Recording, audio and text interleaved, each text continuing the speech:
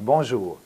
Dans mon dernier message vidéo, j'expliquais que contrairement à ce qu'on peut lire ou entendre tous les jours depuis le début de la crise financière, une baisse générale des prix ne mène pas nécessairement à une dépression économique. Il s'agit en fait d'une thèse qui s'appuie uniquement sur le cas exceptionnel de la Grande Dépression, mais qui ne correspond pas à la réalité historique.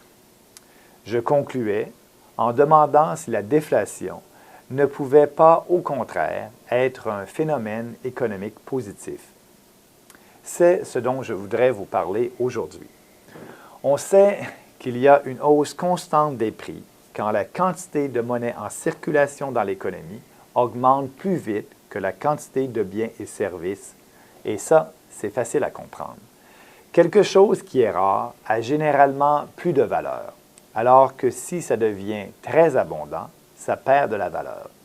Donc, plus il y a de monnaie, plus elle se déprécie et plus les consommateurs doivent payer plus cher pour les biens disponibles. C'est-à-dire qu'ils doivent échanger beaucoup de dollars qui ne valent pas grand-chose pour obtenir ces biens. C'est ce que nous vivons depuis des décennies dans la plupart des pays du monde. En effet, les banques centrales n'arrêtent pas de créer beaucoup d'argent à partir de rien. C'est ce qui fait constamment monter les prix. D'ailleurs, depuis 1990, ils ont par exemple augmenté de plus de 42 % au Canada.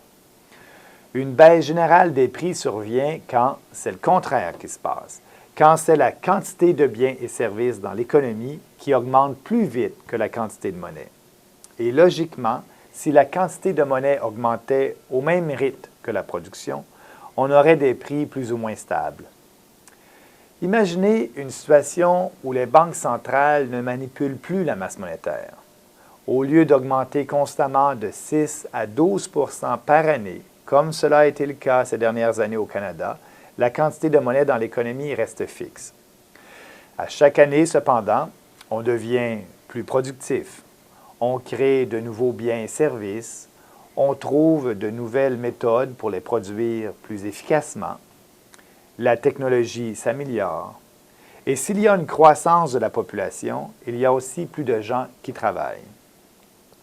Il y a donc de plus en plus de biens et services disponibles dans l'économie, mais la même quantité d'argent pour les acheter. De toute évidence, les prix vont devoir baisser pour s'ajuster. Si l'économie croît, disons, de 3 % par année, alors que la masse monétaire augmente de 0 %, il y aura nécessairement une déflation des prix. Ce n'est pas seulement de la théorie. C'est ce qui s'est passé à plusieurs reprises au 19e siècle, à une époque de développement économique rapide. Quand il n'y avait pas de banque centrale et que la monnaie était calculée en quantité d'or ou d'argent métallique. Notez bien la différence, encore une fois.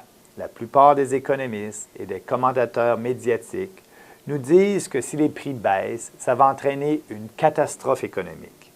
Mais dans la réalité, la baisse générale des prix dont je viens de vous parler survient justement parce qu'on produit de plus en plus de choses.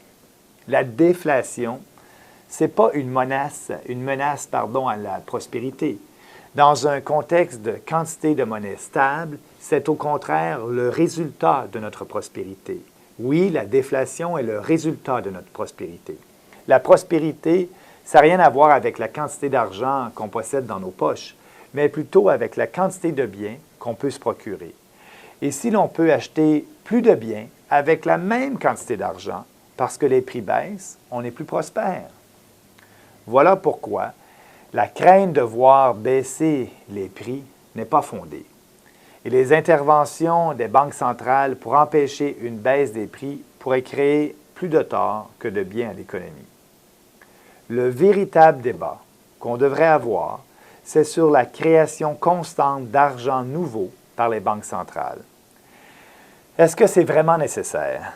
Est-ce que ça ne déstabilise pas l'économie?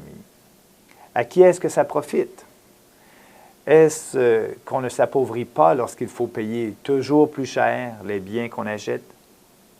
J'aurai l'occasion de revenir sur ces questions dans d'autres messages vidéo. D'ici là, merci de votre écoute, merci de votre attention et à très bientôt.